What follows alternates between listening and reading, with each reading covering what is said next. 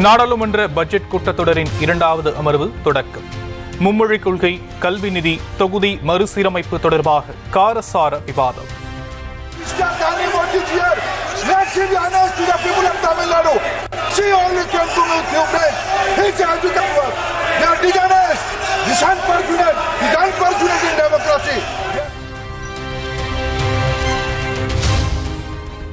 தமிழகத்திற்கான கல்வி நிதியை வேறு மாநிலங்களுக்கு மத்திய அரசு வழங்கியதாக குற்றச்சாட்டு. PMST கல்வி நிதி தொடர்பாக திமுக MP தமிழச்சி தங்கபாண்டியன் மக்களவையில் பேச்சு. Which is meant for actually spending the education, the school education children, is it right to use it as a revengeful tool against the state government, which is actually affecting the education of the school children? Sir,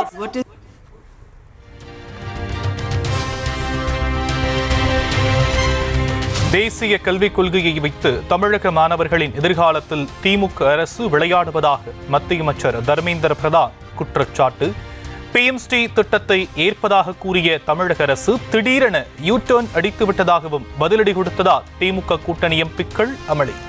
Tamil Nadu state government of India is giving financial allocation to PM portion. They are dishonest, my dear friends. They are dishonest. They are not committed to Tamil Nadu students. They are ruining the future of Tamil Nadu students. Their only job is to raise language passion. They are doing politics. They are doing mischief. This is unfortunate in the federal state. They can't put allegation against government of India.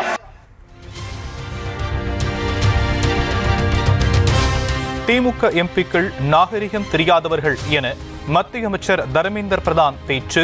கடும் எதிர்ப்பு எழுந்ததால் தன்னுடைய கருத்தை வாபஸ் பெறுவதாக மக்களவையில் அறிவிப்பு. The members of my Tamil Nadu and the government of Tamil Nadu and people of Tamil Nadu, let us not mix. I am not. Let me first withdraw my word. If it hurts my word to anybody, I withdraw my words. I don't have an issue on that. But regarding the other part of the issues he mentioned,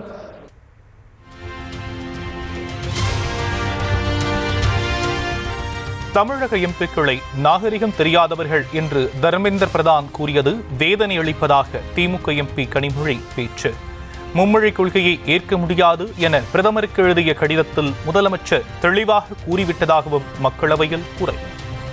We had clearly said that we have issues with the NEP. We cannot accept it in full because three-language policy is not acceptable to Tamil Nadu. Okay. And sir, the truth is the CM of Tamil Nadu has written to the minister and the prime minister saying that we have issues with the NEP.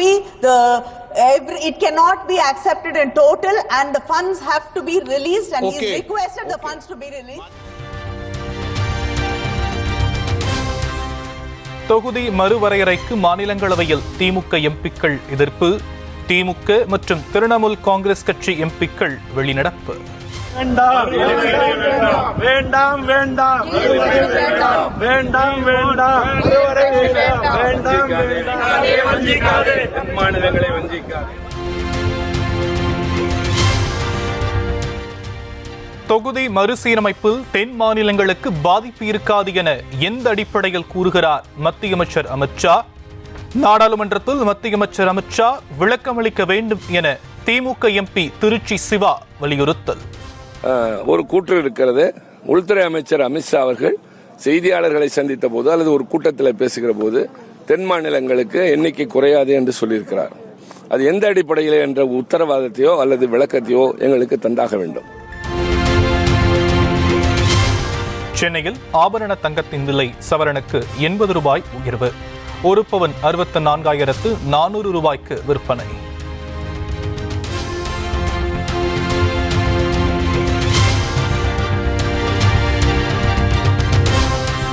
Mamallapuram அருகே பையனூரில் 515 கோடி ரூபாய் முதலீட்டில் கோத்ரேஜ் நிறுவனத்தின் உற்பத்தி ஆலையை திறந்து வைத்தார் முதலமைச்சர் மு.க. ஸ்டாலின்.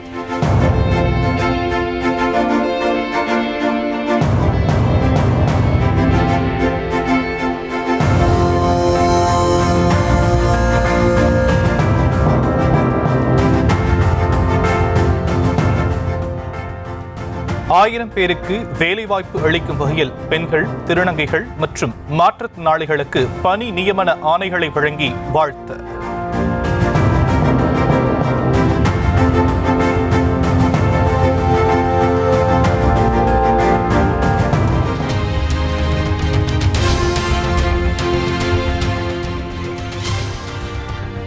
இந்தியாவுக்கான முதலீடுகளின் நுழைவு வாயிலாக தமிழகம் திகழ்கிறது. உலக நிறுவனங்களின் முதல் முகவரி தமிழ்நாடுதான் எனவும் முதலமைச்சர் பெருமிதம். இந்தியாவோட வளர்ச்சியில தமிழ்நாடு முக்கிய பங்கு வகிக்குதுன்னு உங்க எல்லாருக்கும் நல்லா தெரியும். இந்தியாவோட 2வது பெரிய பொருளாதாரமாக தமிழ்நாடு விளங்கி கொண்டிருக்கிறது. இந்தியாவின் பெரிய நிறுவனங்களுக்கு மட்டும் இல்ல, உலகளாவிய பெரு நிறுவனங்களுக்கும் தமிழ்நாடு தான் முதல் முகவரி. இந்தியாவில் மட்டும் இல்ல, தெற்காசியாவிலே முதலீடுகளை மேற்கொள்ள சிறந்த மாநிலம் தமிழ்நாடு தான். லண்டனில் அரங்கேற்றிய வேலியன் சிம்பொனி இசையை 13 நாடுகளில் அரங்கேற்றப் போவதாக இசை ஞானி இளையராஜா அறிவிப்பு. இசை 13 தேசங்களில் நடக்கவிருப்பதற்கு நாட்கள் குறித்தாக்கிவிட்டது. 13 தேசங்களில். சிம்பொனியின் உன்னதத்தை அறிய நேரில் கேட்க தயாராகுங்கள். டவுன்லோட் செய்ய கேட்க வேண்டாம் எனவும் ரசிகர்களுக்கு வேண்டுகோள். இசை நிகழ்ச்சியை, இந்த இசையை நீங்கள் டவுன்லோடு செய்து கேட்கக்கூடாது. டவுன்லோடுன்னு சொல்கிறப்ப மட்டமாக நினைக்காதீங்க. என்னன்னா இதை நேரடியாக கேட்கணும்.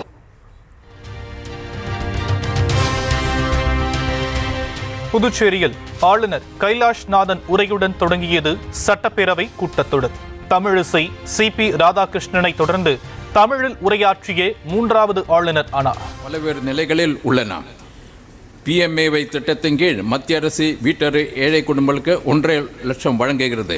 புதுச்சேரி அரசின் பங்களிப்பாக 21ஆம் ஆண்டில் 2 லட்சத்திலிருந்து 3 லட்சம் இத்தொகையை 24 ஆண்டில் 4 லட்சம் அதிகரிக்கப்பட்டுள்ளது. பிறகு பிற வகுப்பினருக்கு 20. சென்னை போரூர் ராமபுரம் சாலையில் பழுதாகி நின்ற தனியார் பேருந்து 2 கிலோமீட்டர் தூரத்துக்கு வாகனங்கள் அணிவகுத்து நின்றதால் மக்கள் அவதி.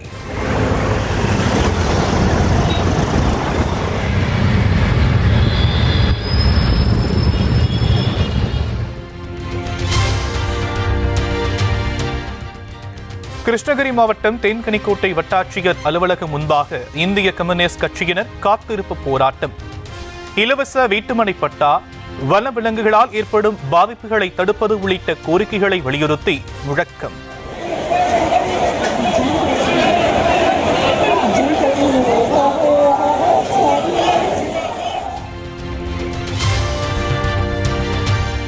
ராணிப்பேட்டை மாவட்டம் அரக்கோணம் அருகே பணி நிரந்தரம் செய்யக்கோரி MRF டயர் தொழிற்சாலை ஊழியர்கள் போராட்டம் நடத்த முயற்சி. போலீசார் மறுப்பு தெரிவித்ததால் வாக்குவாதம், பரபரப்பு.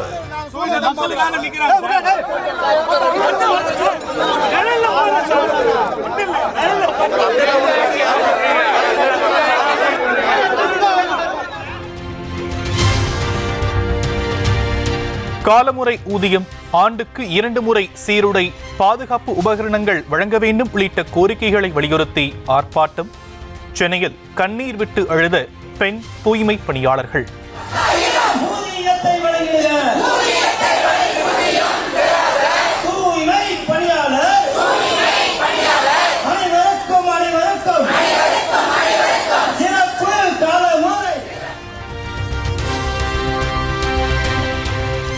கிருஷ்ணகிரி மாவட்டம் சோப்பனூர் அரசு பள்ளி ஆண்டு விழாவில் கட்சி துண்டுடன் சாதி பாடலுக்கு மாணவர்கள் நடனமாடிய விவகாரம். தலைமை ஆசிரியர் மற்றும் தமிழ் ஆசிரியர் மீது துறை ரீதியான நடவடிக்கை எடுக்கப்பட்டதற்கு எதிர்ப்பு தெரிவித்து ஒரு தரப்பினர் தர்ணா.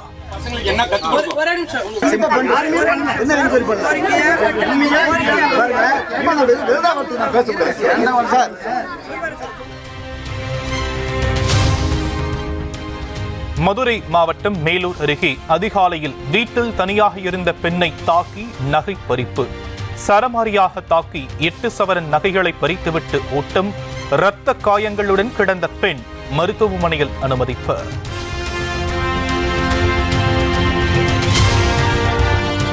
பழனி கிரிவல பாதையில் உள்ள நகராட்சிக்கு சொந்தமான குடிநீர் குழாய் செல்லும் இடம் இடிப்பு. நகரமன்ற தலைவர், அனைத்து கட்சி கவுன்சிலர்கள், தேவஸ்தான அதிகாரிகளிடம் வாக்குவாதம்.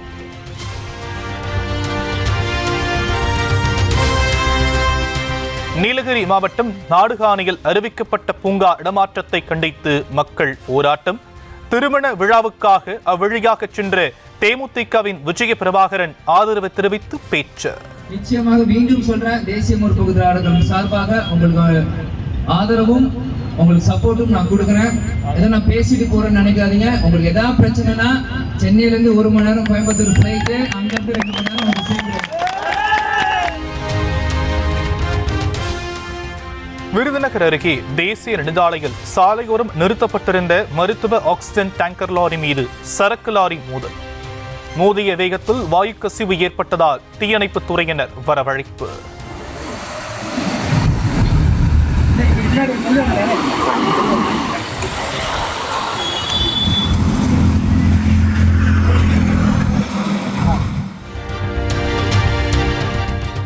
தருமபுரி மாவட்டம் தேன்கனிக்கோட்டையில் யானைகள் ஊருக்குள் நுழைவதை தடுக்க 3.5 கோடி ரூபாயில் எஃகு வேலி. கோவை தொண்டாமுத்தூரில் 10 கிலோமீட்டர் தூரத்திற்கு 5 கோடி ரூபாய் மதிப்பீட்டில் பாதுகாப்பு வேலி அமைக்கவும் அரசாணை.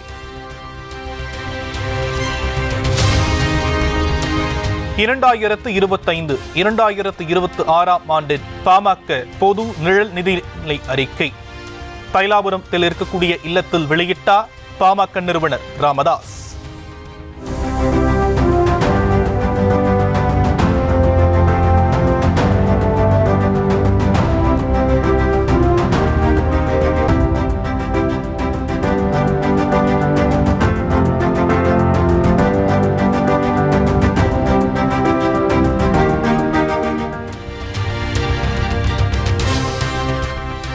தஞ்சை மாவட்டம் ஐயம்பேட்டையில் கொள்ளிடக்கரை ஓரம் கழிவுநீர் சுத்திகரிப்பு நிலையம் அமைக்க எதிர்ப்பு. கிராம மக்களின் போராட்டத்தை அடுத்து 100க்கும் மேற்பட்ட போலீசார் குவிப்பு, பதற்றம்.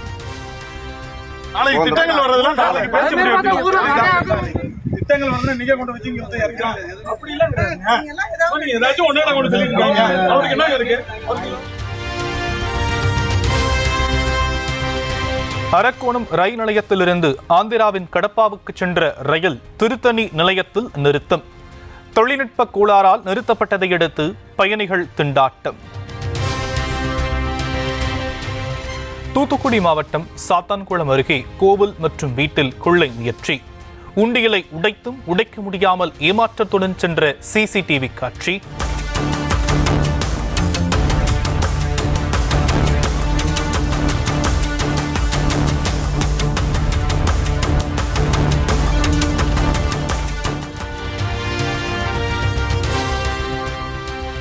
கர்நாடக மாநிலம் ஹம்பியில் இஸ்ரேல் நாட்டு பெண்ணை கூட்டு பாலியல் வன்கொடுமை செய்து உடன் இருந்த நண்பரை கொன்ற கொடூர சம்பவம். இருவர் பெங்களூருவில் கைது செய்யப்பட்ட நிலையில் சரண பசவா என்ற 27 வயது இளைஞர் சென்னையில் பிடிபட்டுள்ளதாக அம்மாநில போலீஸ் தகவல்.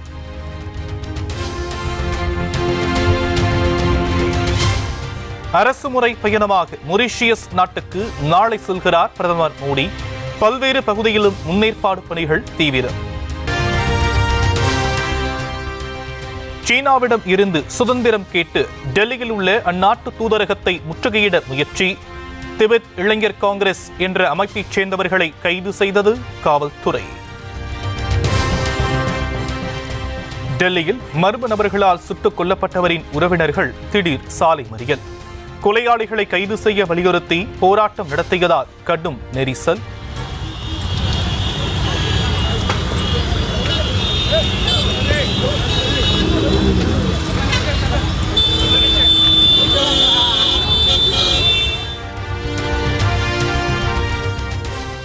ஆல்ஃபிரட் புயல் தாக்கத்தால் ஆஸ்திரேலியாவின் கிழக்கு பகுதி முழுவதும் வெள்ளக்காடு. வீடுகள், வாகனங்கள் பகுதியளவு முழுகியதால் மக்கள் பரிதவிப்பு. தமிழகத்தின் பல்வேறு பகுதிகளிலும் திருக்கோயில் குடமுழுக்குகள் கோலாகலம்.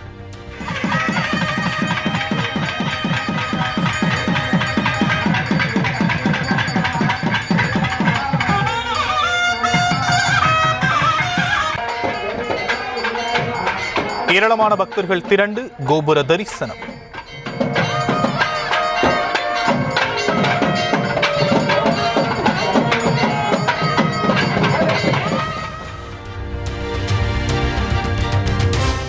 நாகை மாவட்டம் வேதாரண்யேஸ்வரர் கோவில் மாசிமக தேரோட்டம். திரளான பக்தர்கள் வடம் பிடித்து இழுத்து வழிபாடு.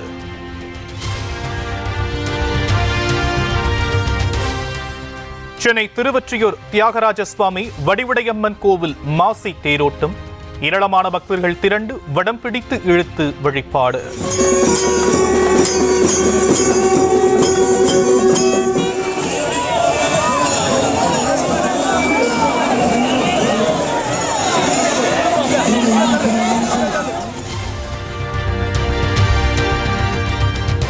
கன்னியாகுமரி, நெல்லை, தென்காசி, தூத்துக்குடி மாவட்டங்களில் நாளை கன முதல் மிக கனமழைக்கு வாய்ப்பு.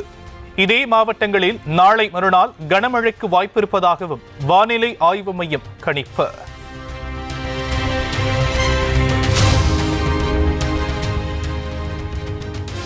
டெல்டா உள்ளிட்ட 8 மாவட்டங்களில் நாளை கனமழை பெய்யக்கூடும் என வானிலை ஆய்வு மையம் தகவல்.